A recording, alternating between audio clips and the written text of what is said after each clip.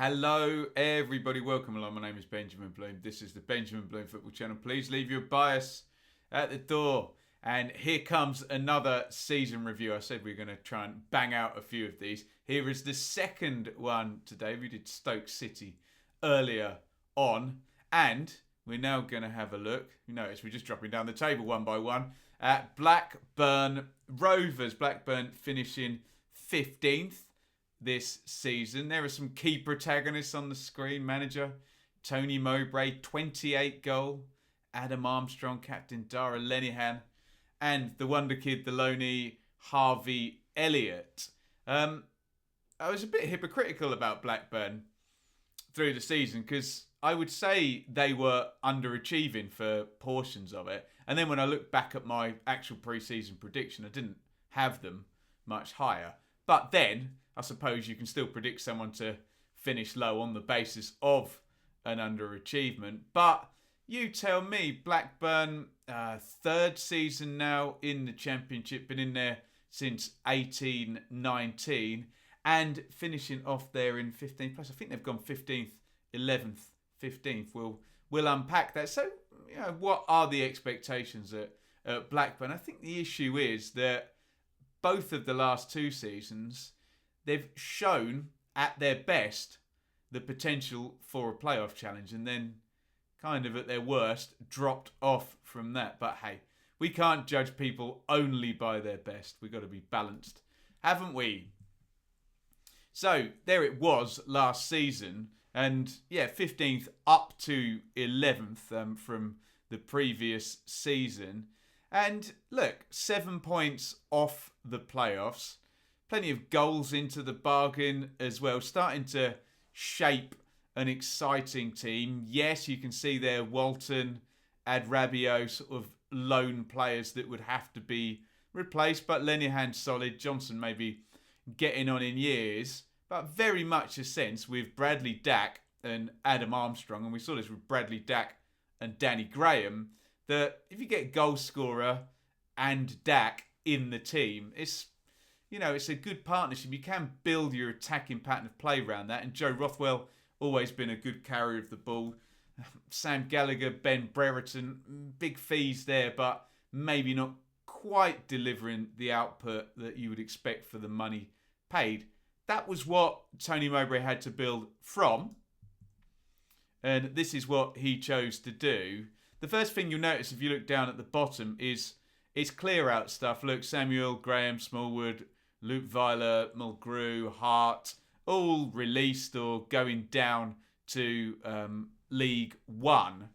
And I always say this, can you get the recruitment churn going? And whilst you don't want to be selling key players all the time and having to completely change your pattern of play, sometimes just to get things going, it does need a sale. And perhaps that's been put on the back burner to this summer. But they chose not to sell, whether they had bids for, and let's be frank, we're talking about Armstrong and Dack, aren't we? And remember, by the way, Dack in rehabilitation during that transfer window. So maybe not totally fair of me to say that. But the incomings, Kaminski and Pears, so money on 2 goalkeepers, money on 3 goalkeepers. Stigakis as well. Dolan in on a 3, Ayala on a 3, Douglas on a loan. Harvey Elliott was a big interesting one on a loan. Tom Tribal. So, look, he obviously needed a keeper. He signed free. And then, I suppose, Ayala experience from Borough. Otherwise, Douglas had a promotion with Wolves, didn't he? And didn't really ever become Bielsa's first choice left back with Stuart Dallas in his way. But the big ones, Harvey Elliott in there. You can see they clearly didn't have a great deal of money to spend. And I suppose under the circumstances, adding some experience in, sorting out the goalkeeper thing, and then the high quality loanee up the end of the pitch, especially knowing they were going to be without Dack for the first months of the season. I suppose the recruitment is sensible, if not spectacular, but if you were arguing for Tony Mowbray, what else is he supposed to do with the budget and the spend if he hasn't shipped out a player to bring in a big chunk of money to spend? Flat track bullies for the beginning of the season. Don't get too hung up on the title.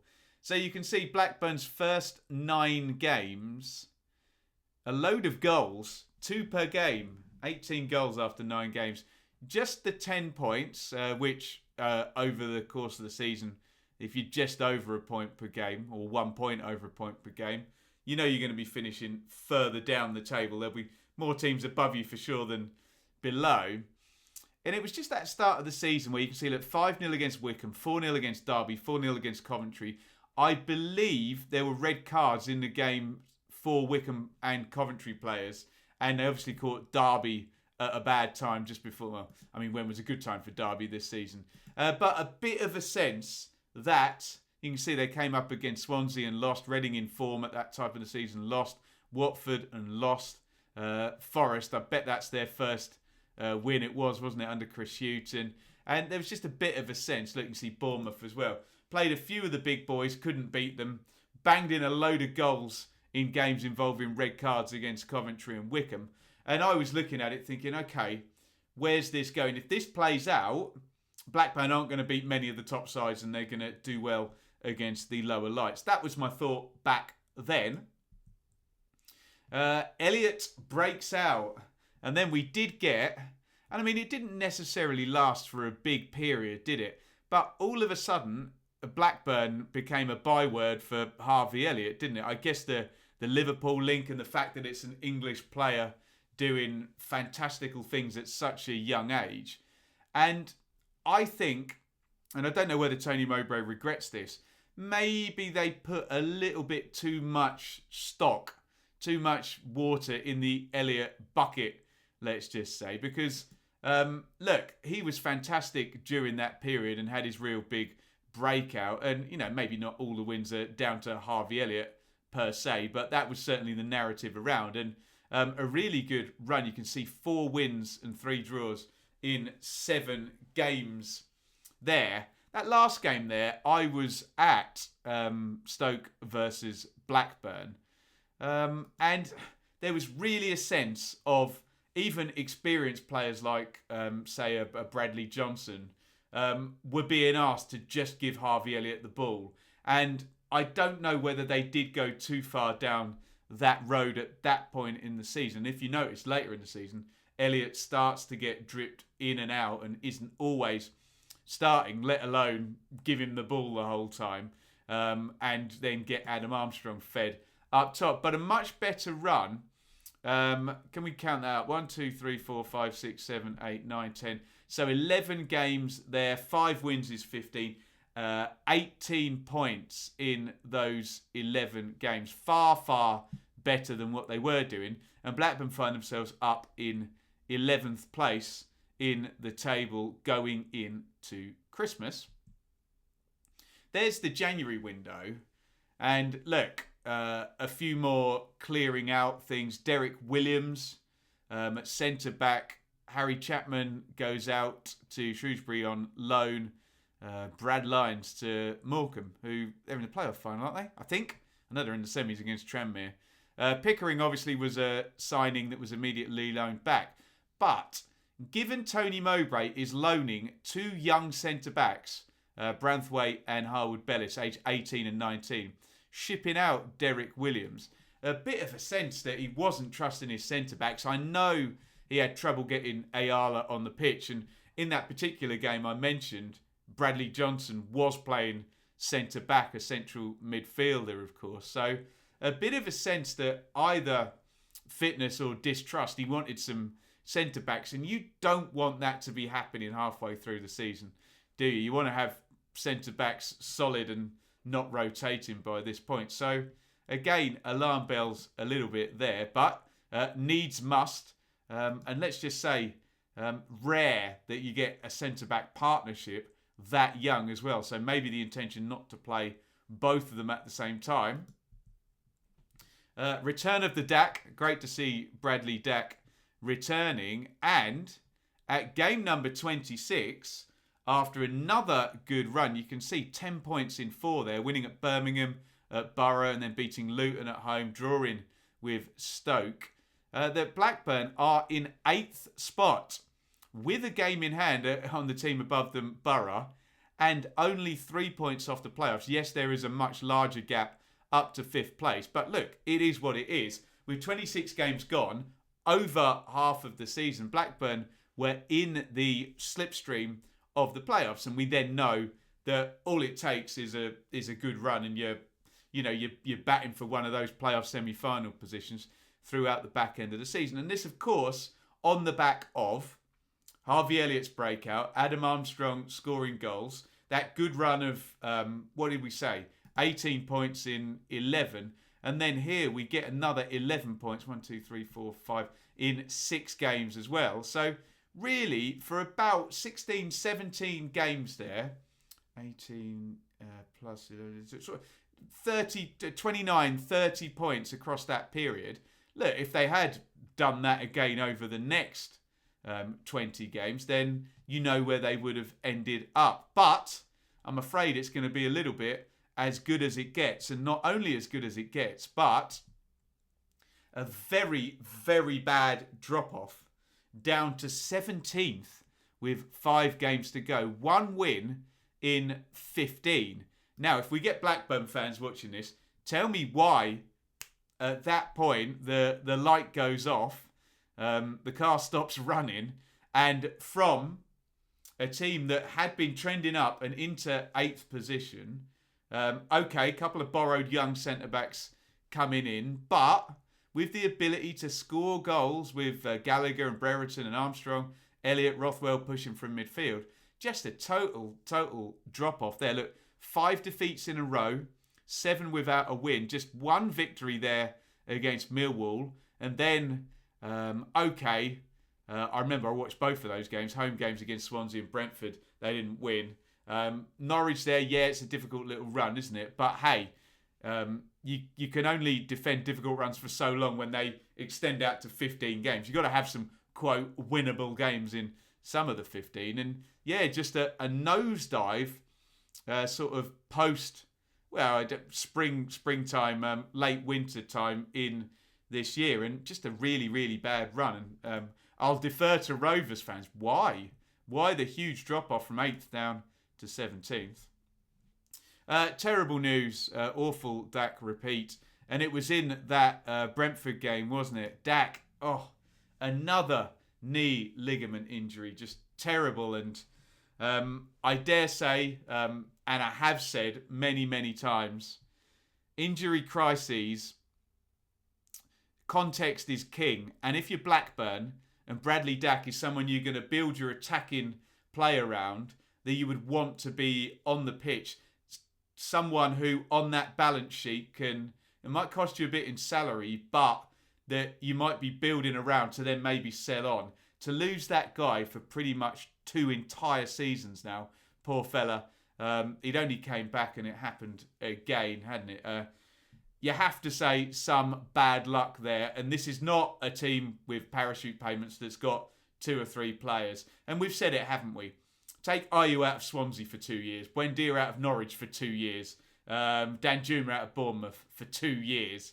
Tony out of Brentford for 2 years. It's a hard one for anyone to get by. Obviously, Armstrong is still there. Elliott is still there. But you take my point, don't you? And we wish Bradley Dack well, obviously, in his second huge rehabilitation now. Good luck. A late flurry. They have got it in them, haven't they, Blackburn? Okay, maybe some teams on the beach there toward the end of the season. Certainly Sheffield Wednesday and Derby weren't. They were in a key relegation battle, weren't they? So were Rotherham, actually. So maybe I take that back. 46 games gone. 10 points there in the last 5. Was a nice little nudge up to 15th, especially with Coventry. I know Birmingham tailed off the last couple of games, but a few teams pushing up the table, chasing there from beneath them, and Blackburn finish in 15th position. Here is the summary. Season 3 in the Championship, and it said there 15th, 11th, 15th. So when I'm analysing Stoke in 14th place, I'm very certain this is an underachievement, being as they've been in the Premier League and have had parachute payments and, they've gone through a load of managers. I think we know that. With Blackburn, I'm a bit more thumbs in the middle, up in the air. They don't have the parachute payments. They were in League One Tony Mowbray took them up from League One at the first attempt. And, you know, we're in what are the expectations here.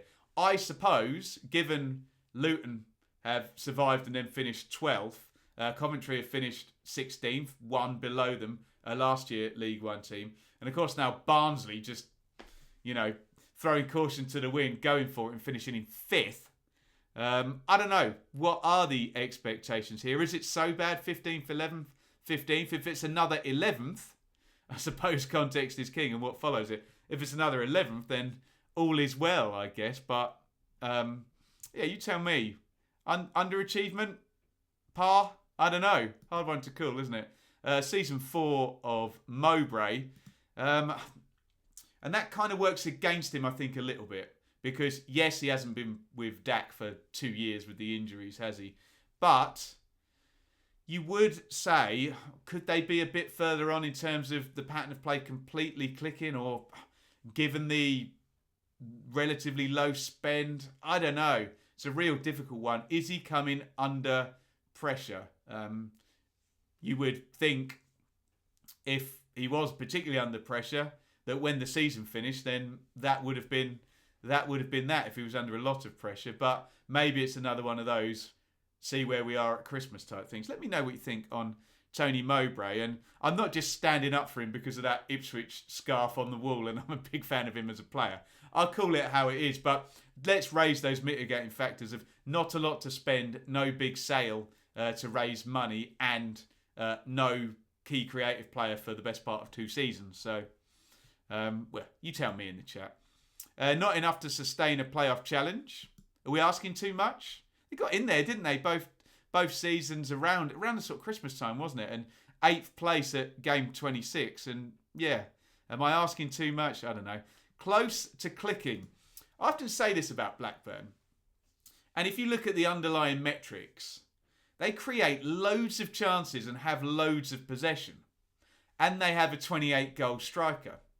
And you kind of think, and okay, they don't have a Buendia or an Aarons or a Lewis or a Godfrey, whoever Norwich had in 18-19. But you saw Norwich just miraculously click in that September, didn't they? And all of a sudden, everything was working. And you do wonder with Blackburn, is there a click down the road? Do you know what I mean?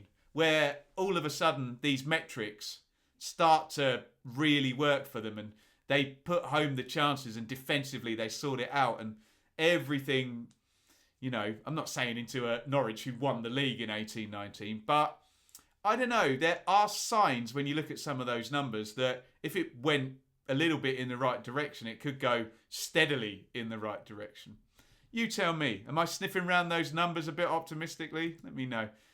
What next? And I've put Armstrong, Elliott, Branthwaite, Harwood, Bellis. The latter three, Elliott, Branthwaite, Harwood, Bellis, are obviously going to be going back to their clubs on loan. Perhaps one or other of the 2 centre-halves they could get back. Harvey Elliott, you would not think would be going back to a bottom half championship team, would you? It did feel like for a Blackburn, this was the season to get him.